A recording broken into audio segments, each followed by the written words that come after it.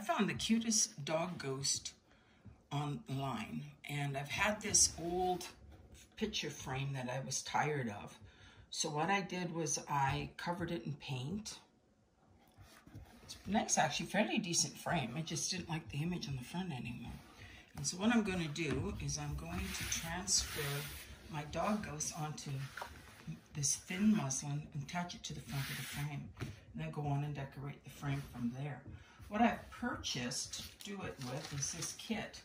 Now, I've did some research online ahead of time, and for the most part, if you got something bright, they like the dark.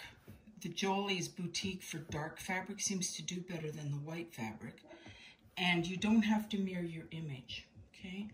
Now, on the blog post, I took a picture of my printer settings, but what I've done is it's best quality, printed in color, and it's on HP paper. Okay, and I'm going to go ahead and print our ghost dog out now. I have resized it already. I went into PicMonkey and I resized it to fit on a letter size sheet. And we'll go ahead and print it off here. One thing when you're printing, you want to do a test page before to make sure you know which side your printer prints on. My printer, I know, prints on the bottom. Now, I followed the instructions on the package beforehand, and I have a hot iron handy here. I don't have a press, and it's got no water included. It's on a no water setting or no steam setting, making sure my fabric's as ironed as I can make it. All this prints out. And then I have this parchment paper. Now, I actually took some of my own to protect my iron, but this comes with the kit, which was rather nice. You will find that anytime you use best quality, it takes a while to print out, but I think it'll be worth it in the end, and I'll make sure to cut part of this out of the video. So in the dark, you're going to take and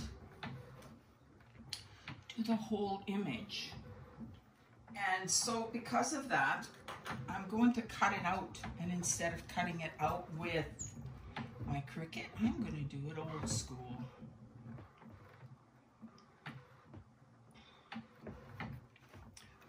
Last fall for Halloween, I made a large ghost dog. Looks like the largest one, just printing out this one right here.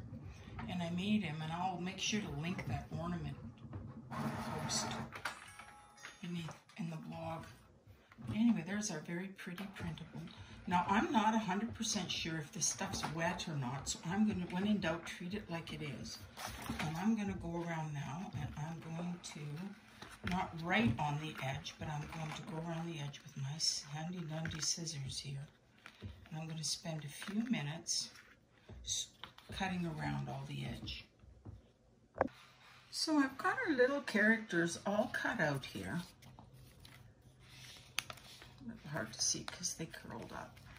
And the next thing we got to do is take the backing off. Now, I have had the hardest time getting this backing to start. But I'm going to show you.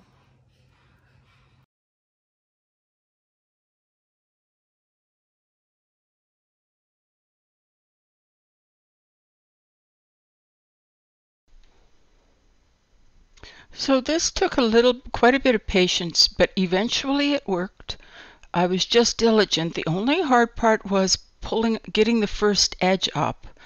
I put this one aside so I can show you how easy it actually worked on the larger one, which went much better than the smaller one, which is pretty typical. I got it started in a few minutes, and then it pulled straight off just like you see here. The top's quite rubbery and easy to work with. Once removed, I placed it down. I did the top part and I ironed it just like you're seeing here.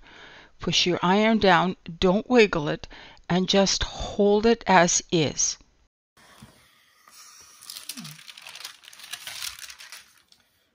Oxford. There we go. So now I'll show you.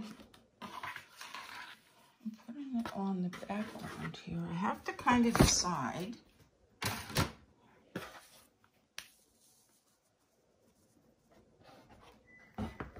It looks cute just with the white. Just like that. Maybe I could take some of the... I'll take a little bit off of this edge, not much, because I want it to be a scruffy edge. Rip it. How's that? Maybe just a tiny, tiny bit off of this edge. I hope it'll cut. It'll rip, right? No, it will not. So I'm going to have to cut it now.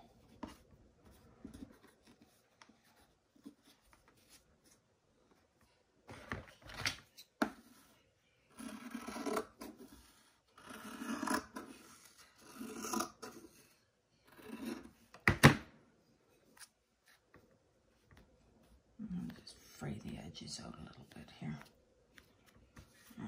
Enough. I'm going to use some spray adhesive. I'll put this on my background.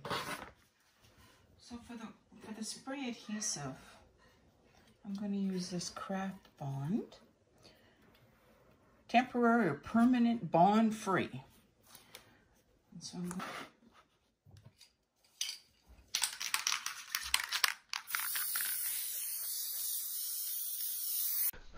I quickly moved everything away, especially my iron, before I started with this glue, sprayed the top, and then I placed the muslin on top, starting in the middle and placing it out towards the outside. If you see the video, very, very lightly with my fingers.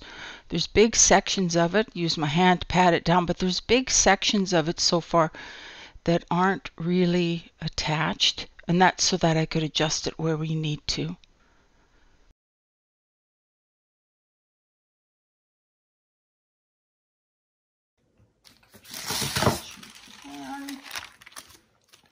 And I'll just take my little brayer here and make sure it's all smooth and attached.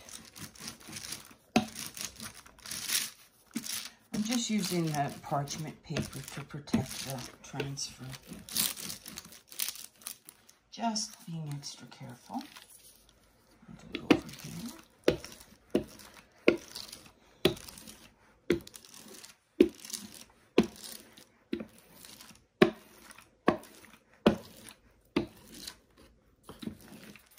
There.